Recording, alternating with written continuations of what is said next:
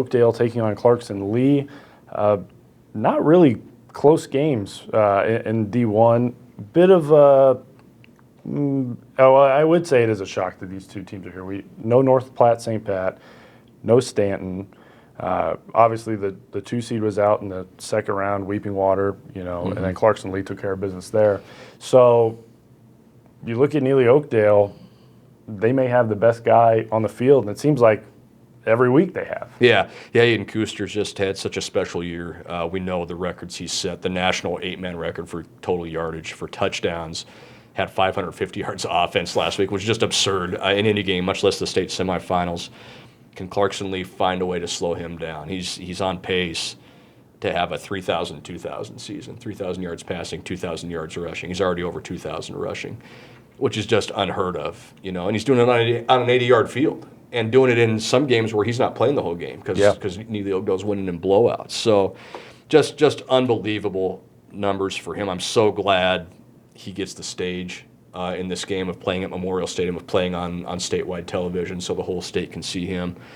And Clarkson Lee's going, well, hey, we're pretty good too. They're 11-1, and their one loss was to Cross County on a Hail Mary. And like you said, they took care of Stanton in the semifinals, a really good Stanton team in the semifinals, a top 3 Stanton team in the semifinals, and just really dominated that game and kind of put it away in the second half. Powerful running game.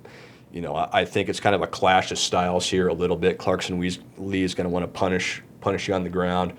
Neligh-Oakdale may be able to do a few more things because of who they have at quarterback and the weapons out wide. So a really cool, I think, contrast in styles here to see which one can kind of take over in this game.